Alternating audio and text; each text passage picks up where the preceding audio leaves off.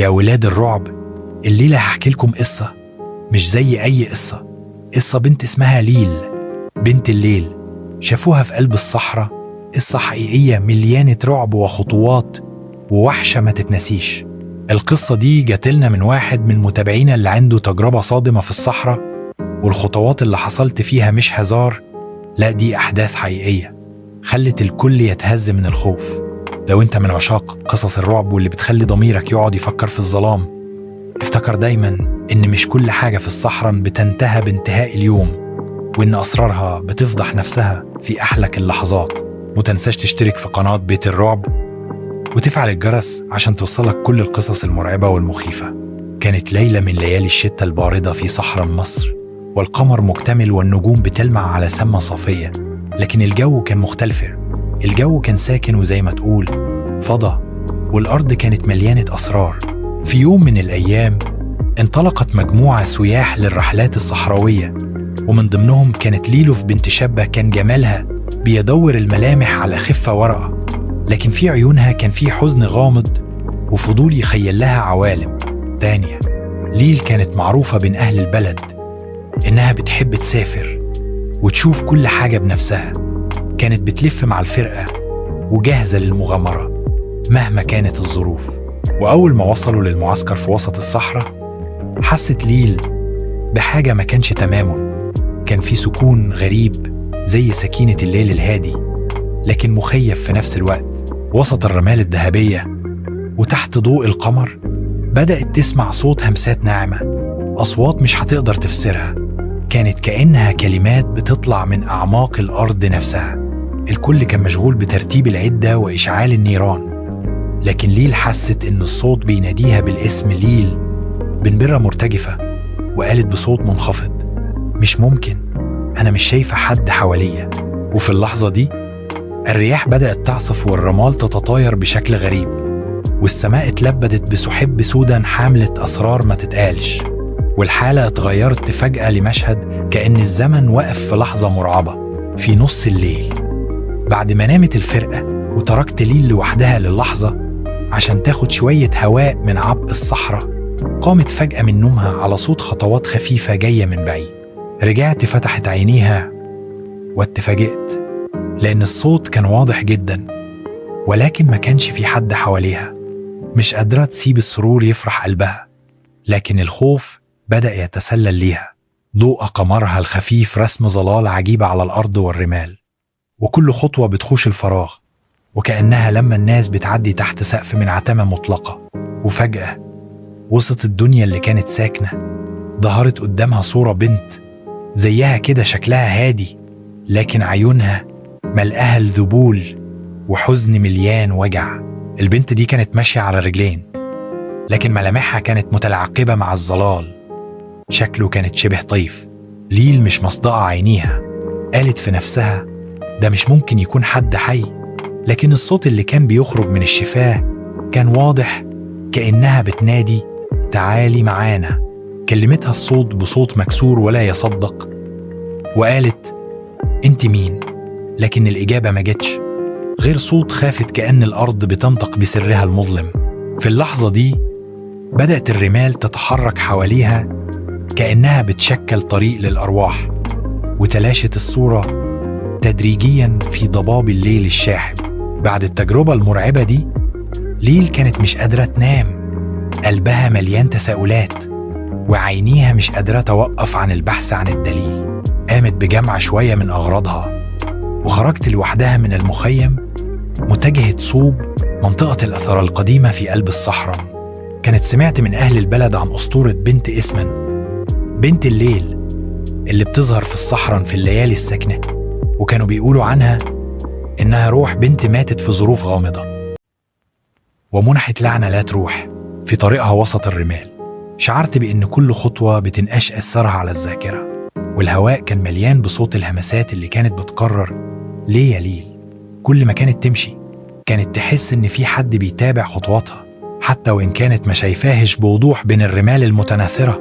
وفجأة لقت قدامها مبنى صغير مهجور من أيام قديمة، بابه كان مفتوح كده على مصراعيه، والهواء اللي خارج منه كان بيطلع منه ريحة عفن التاريخ وحزن الأيام اللي فاتت. قررت تخطو الخطوة الجريئة وتدخل، وكل خطوة جوه المبنى كانت بتزيد من رهبة المكان. الأرض كانت باردة، الحيطان مكسورة والنوافذ مفلترة. داخل المبنى لقيت رسومات قديمة على الجدران بتتكلم عن قصص الموت واللعنات، وبدأت تسمع أصوات بقى أكتر وضوحا، همسات من العدم وزفرات هاوية بتخرج من كل زاوية. وفي ركن بعيد ظهرت قدامها صورة حائطية لبنت شبهها، لكن ملامحها كانت مشوهة وزاوية من حزن الموتت. الصورة دي جعلتها تفهم إن الأسطورة قد تكون حقيقة، وإن روح بنت الليل ممكن تكون موجودة فعلا في المكان ده. ليلة الحصار بعد دخولها للمبنى المهجور، الأجواء بقت أخطر. ليل قعدت تحاول تصور كل حاجة بهاتفها، وكل صورة كانت تحكي قصة جديدة من الرعب. فجأة من غير سابق إنذار اتفاعلت أضواء قديمة في المكان، ورأت ظل بيتحرك ببطء بين الغرف المظلمة.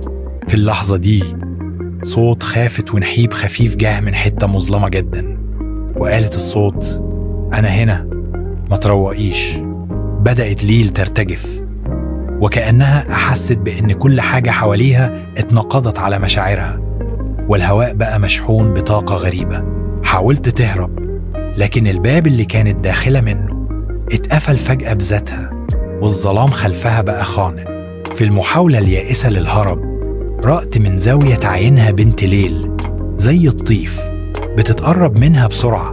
ملامحها كانت مش واضحة، لكن عيونها كان فيها بريق مرعب، ولهيب بيساعد يفهم إن الزمن واقف.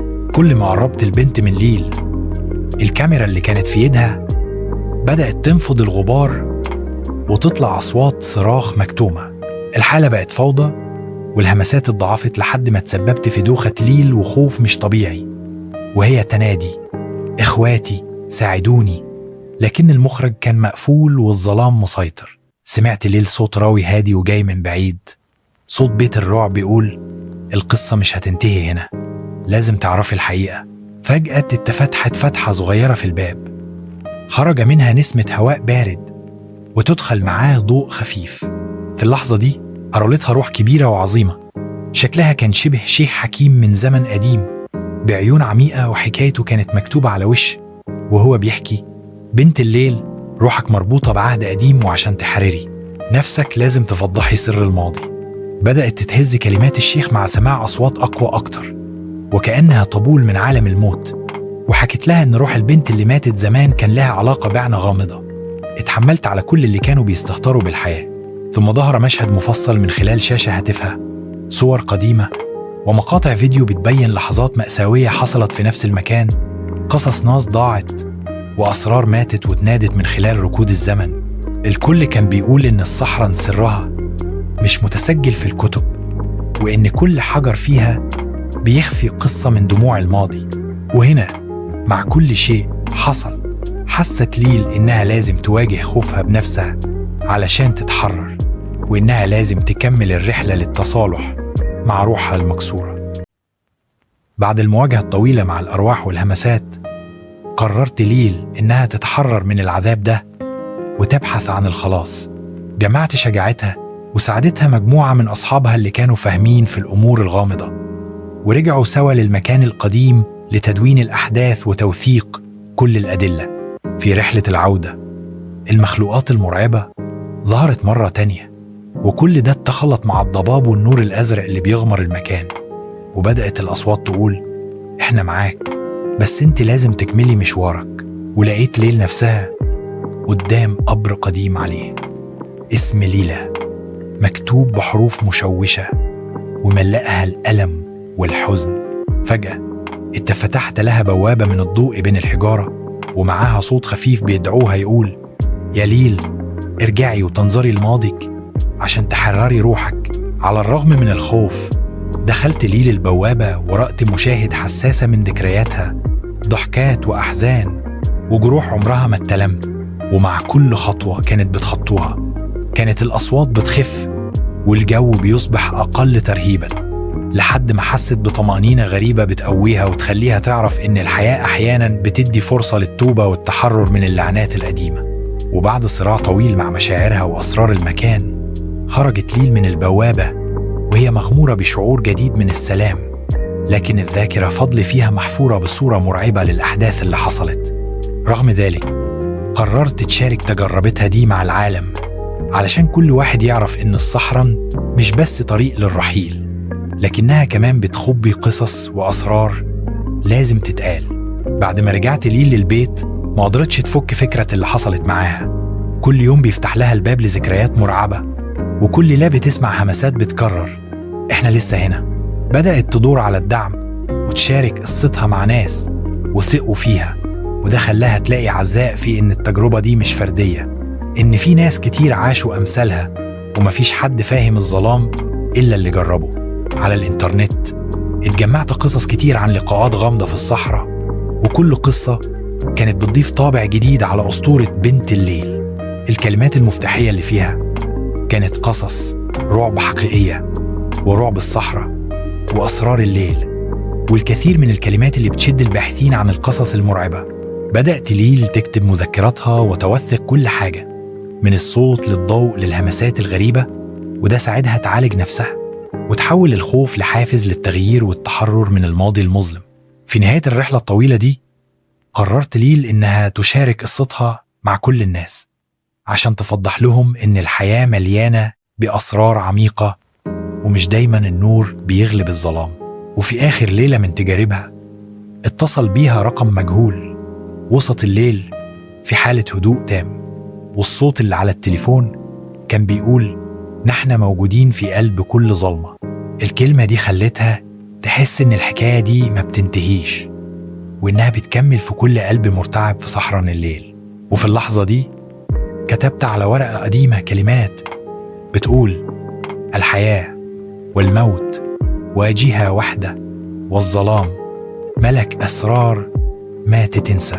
الرؤية دي خلتها تفكر كويس في الدور اللي هيلعبه الضوء في مستقبلها، وإن رغم كل حاجة لازم تفضل تنور طريقها حتى في أحلك الظروف.